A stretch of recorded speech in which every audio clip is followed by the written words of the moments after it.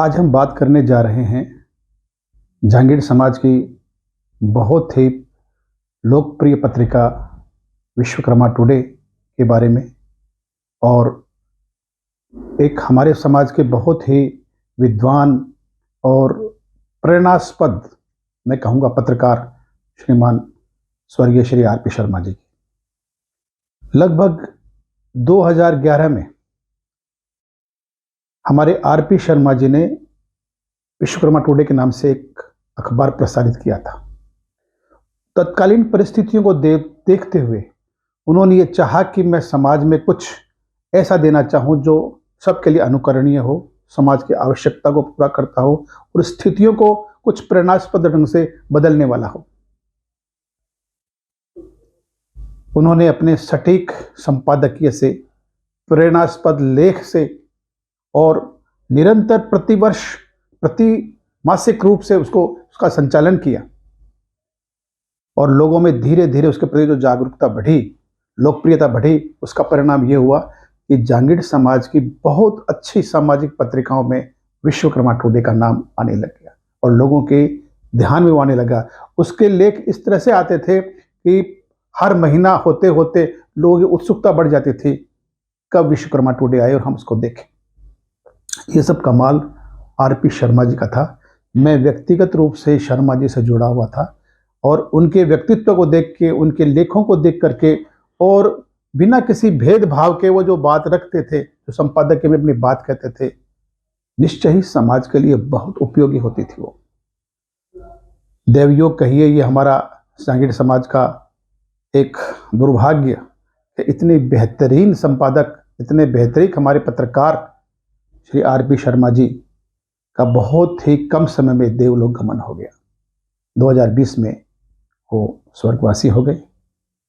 उस वक्त एक बार तो ऐसा लगा कि शायद विश्वकर्मा टुडे अखबार की रफ्तार रुक जाएगी, लेकिन हमारे युवा साथी और आर.पी. शर्मा जी के सुपुत्र श्री नरेश जी ने यह बीड़ा उठाया कि मुझे इस पत्रिका का संचालन निरंतर करते रहना है। मैं नरेश जी की बात करने से पूर्व श्रीमान आर.पी. शर्मा जी को अपनी ओर से श्रद्धांजलि पेश करना चाहूँगा, क्योंकि उनके स्वर्गवास को लगभग 5 वर्ष अब पूरे होने जा रहे हैं और स्वर्गवास के 1 साल बाद में ही नरेश जी ने इस पत्रिका का संचालन अपने हाथों में ले लिया था। सही माने तो हमें भी ऐसा लगा था कि शायद नरेश जी इसे सही ढंग से कर पाएंगे कि नहीं। हमारे भी दिमाग में, कुछ और लोगों के दिमाग में साथ था, लेकिन नरेश जी ने अपनी मेहनत, अपनी विद्वता, अपनी जानकारी और अपने प्रयासों से, मेहनत से आज ये स्थिति बना दी कि आज उसी तरह से, बल्कि और भी कई चीजें उन्होंने जोड़ दी जो विश्वकर्मा टुडे को और ज्यादा उत्साहित करती है, हमें लाभान्वित करती है। नरेश जी ने एक पत्रिका छापी थी, एक अखबार किया, या समझिए एक बुक निकाली थी उन्होंने, जांगीर समाज के सूत्रधार। और उन्होंने एक सिलेबस बोलिए, एल्बम समझते, एल्बम निकाला जिसमें समाज के ऐसे लोगों का जिन्होंने अपने जीवन में तरक्की की और उनसे हम समाज कैसे लाभान्वित हो सकता है, उनके विचार जाने और पुस्तक का प्रकाशित किया। साधारण बात नहीं थी। 108 लोगों को लेकर के उनके बारे में जानकारी करना, उनसे बात करना, उनके लिए सब कुछ जुटाना और इसके बाद में समाज के सामने पेश करना। बहुत ही शानदार ढंग से उन्होंने जो पुस्तक जब रखी तो लोग प्रभावित भी हुए और ऐसा लगा शायद ये अखबार भी ये निकाल लेंगे, और पिछले 4 वर्षों में उन्होंने ऐसा करके दिखाया भी है। 1 साल बाद में, आर.पी. शर्मा जी के स्वर्गवास के 1 साल बाद में, नरेश जी ने एक नई चीज और दी, क्योंकि डिजिटल युग आ गया, कंप्यूटर का युग आ गया, तो उन्होंने इसको एक नया चैनल शुरू किया। विश्वकर्मा टुडे के हिसाब से उन्होंने समाचार देने शुरू किए और हमारे स्क्रीन पे, हमारे मोबाइल पे इस तरह के चैनल आने लगे कि जो भी नया समाचार आता, कुछ ही क्षणों बाद, कुछ ही समय बाद, कुछ ही दिन बाद वो हमारे सामने आने लगता। ये प्रभाव था उनके इस चीज को उस चीज से हटा करके मोबाइल पे ले आना और डिजिटल करना, और उस तरह से उसका प्रभाव ये हुआ कि लोगों में इसकी लोकप्रियता बढ़ गई और उन्होंने न केवल सामाजिक समाचारों का प्रसारण ही किया, उन्होंने और भी बहुत सारी चीज़ें जोड़ी। जैसे उन्होंने जितने भी हमारे लोगों को, जो जैसे मैंने उन्होंने पुस्तक में छापा था, इसी तरह बहुत सारे ऐसे लोगों को मोबाइल का से माध्यम से समाज के सामने लाए, जिन्होंने अपने अनुभव से समाज के लोगों को फ़ायदा पहुँचाया या पहुँचाने के लिए एक रास्ता बताया।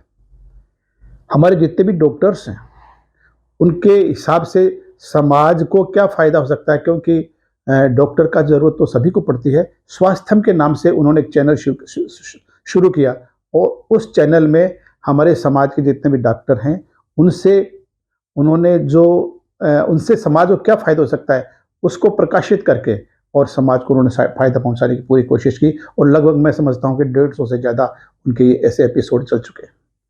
एक सामाजिक धरोहर के नाम से वो निकालते हैं। सामाजिक धरोहर, जो समाज की बहुत सारी धरोहर हैं जो इधर उधर हैं और वो सही ढंग से मेंटेन भी नहीं हो पाती हैं, उन धरोहर पे जाके वो अपना समय देते हैं, वहाँ जाके खर्चा लगा करके वहाँ पहुँचते हैं, उसके बारे में पूरी जानकारी करते हैं और फिर समाज के सामने वो लाते हैं। उसका परिणाम ये होता है कि वो जो धरोहर उस वक्त उपेक्षित थी, लोगों की नज़रों में आती है, तो दूसरे भी लोग और समाज के लोग भी उसको वापस रिपेयर भी करते हैं, उसको मेंटेन भी करते हैं। एक ऐसी प्रेरणा, इसके अलावा समाज को जानकारी होती है कि हमारे कहाँ कहाँ हमारी धर्मशालाएं हैं, कहाँ हमारे मस्जिद हैं, कहाँ हमारे मंदिर हैं। ये काम आर.पी. शर्मा जी के सुपुत्र नरेश जी ने अपने पत्रिका के माध्यम से और दूसरे अपने इस चैनल के माध्यम से समाज के सामने लाए हैं। मैं नरेश जी को बधाई देना चाहूँगा कि इन्होंने अपने यूट्यूब चैनल के माध्यम से जांगीड़ समाज के लोगों को जोड़ा है और बहुत इस तरह से जोड़ा है, मुझे किसी समाज वाले ने ये नहीं बताया कि हमारे समाज की खबरें या उनकी जानकारियाँ इस तरह यूट्यूब चैनल पर भी आती हैं। ये अपने आप में एक अनोखा और नया काम था, तो वाकई ये बहुत सराहनीय है। दूसरा, इनके लगभग 22,000 वीडियो जो हैं वो प्रकाशित हो चुके हैं। मैं नरेश जी को बधाई देना चाहूँगा कि इनके करीब 2200 वीडियो प्रकाशित हो चुके हैं और इस तरह से इतने वीडियो बना करके लोगों को जोड़ना और समाज के आगे परोसना अपने आप में एक बहुत ही बेहतरीन काम है।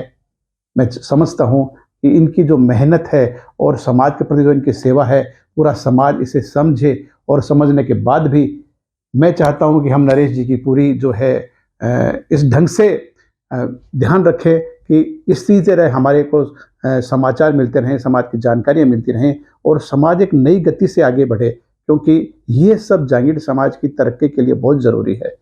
मैं स्वर्गीय आर.पी. शर्मा जी को पुनः एक बार श्रद्धांजलि देते हुए और नरेश जी शर्मा को अपना बधाई देते हुए और समाज से भी अपील करूंगा कि हम इनके साथ जुड़े रहें, ये हमारे साथ जुड़े रहें और इनसे हम लाभान्वित होते रहें। बहुत बहुत धन्यवाद।